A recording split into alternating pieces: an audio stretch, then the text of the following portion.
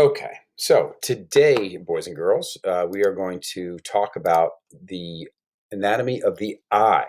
This is the second of three uh, videos on the uh, senses.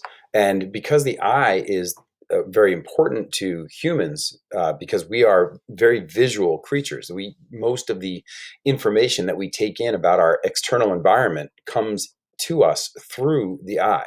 And so we're going to spend a lot of time talking about the eye itself and how it's made and how it works.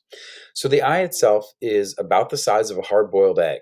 All right, it's composed of two compartments. The front compartment is called the anterior chamber, and it sits between the cornea and the lens, and it's filled with a clear fluid, a liquid called the aqueous humor. Behind the lens is the posterior chamber, which is much, much larger, and it's filled with a gelatinous material called the vitreous humor. The eye itself, the around the eye, is composed of three layers. The sclera is the outermost layer. The choroid is the innermost layer, and the choroid is the middle layer, and the retina is the innermost layer. Now, the sclera is white and fibrous, right? You can actually see the sclera. That's the outside layer. So the whites of your eyes are the sclera.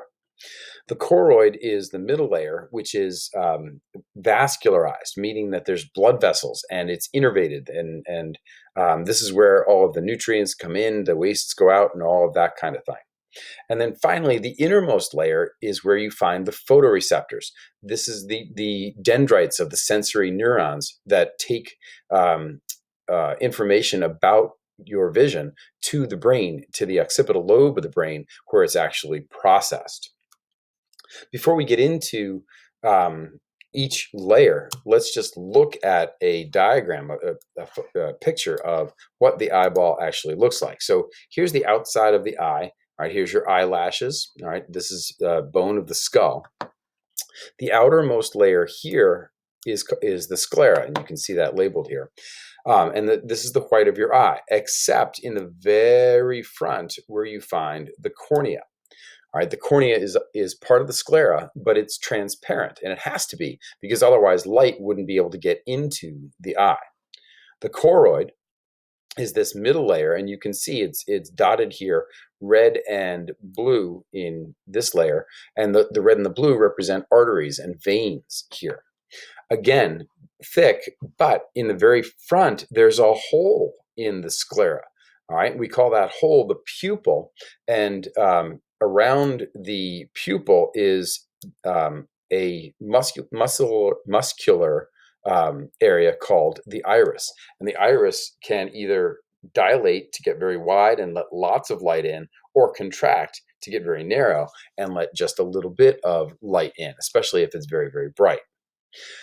Behind the iris is the lens, which you see here. All right, so light will come through the lens and be refracted onto the back of the eye, and the innermost layer, this very thin layer here, is called the retina.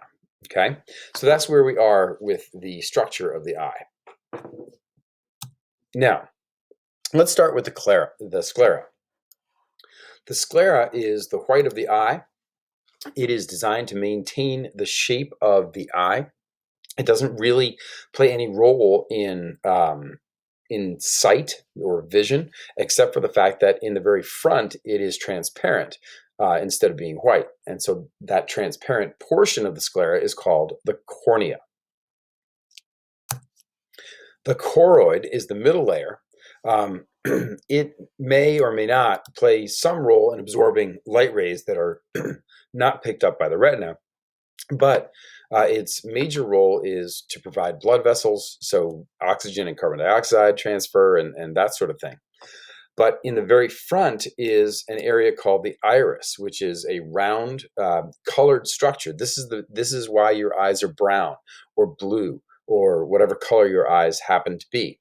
And the iris is muscular, and so it contracts and opens to allow light in. The hole in the middle of the iris that allows that light in is called the pupil. And the muscles and the ligaments that actually hold or change the shape of the iris are called the ciliary bodies. These are structures behind the iris that allow the thing to contract or expand. Now let's go back just briefly.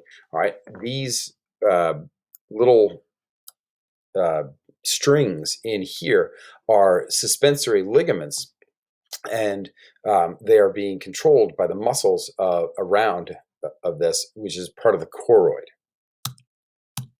Okay.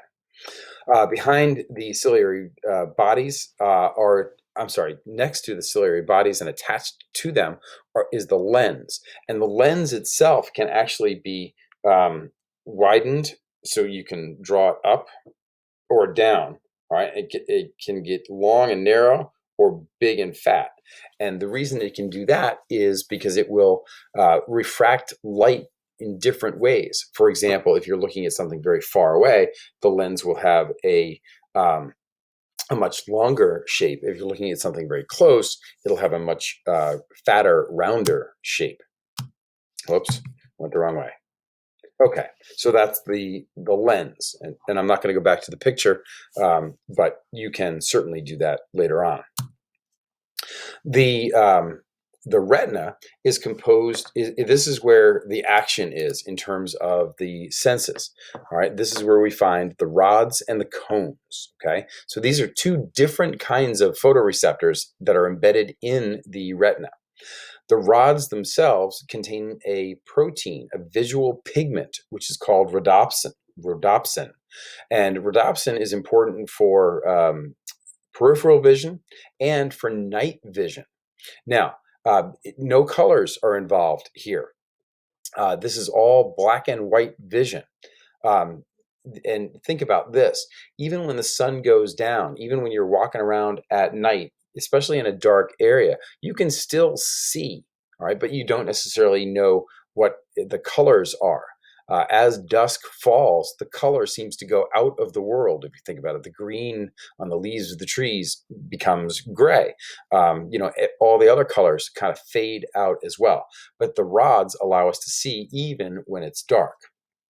What we rely on for color vision are the cones, and these are located mostly in the very center of the retina, called the fovea, and these allow us to see colors. The red, the green, and the blue pigments allow us to see those three colors, and of course, different combinations of those will give us all of the other colors of the rainbow. All right, so rods and cones are the two types of photoreceptors. Rods, mostly important for night vision, cones for color. Now, as with everything else, we can have issues with our eyes. Color blindness is a genetic disease, found mostly in males, because the genes for this are actually found on the X chromosome. And so if you have a defective X chromosome, you can be colorblind.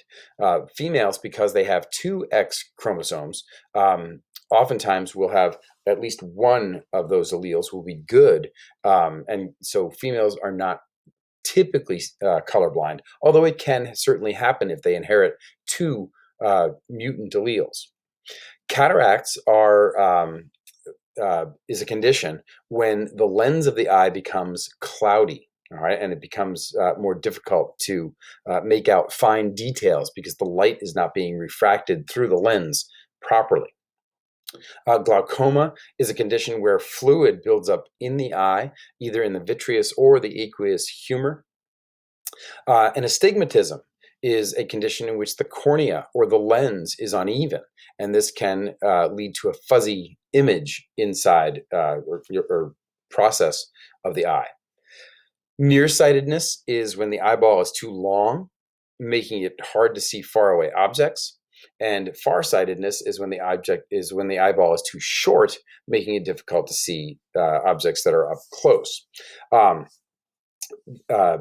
the last three conditions on this list can all be treated with specialized lenses, glasses, or maybe contact lenses. So how do we do that? Well, the three things are shown here in this diagram. In the first case, we have a case of nearsightedness, and the dotted line here shows the length of a normal eyeball. In the case of nearsightedness, you can see things up close but not far away. The eyeball is too long, and so the image is actually being produced here at a spot that is too soon. It's not actually focused on the retina, which would be back here. And so in order to fix this, you put a concave lens. All right, see the shape of the lens here?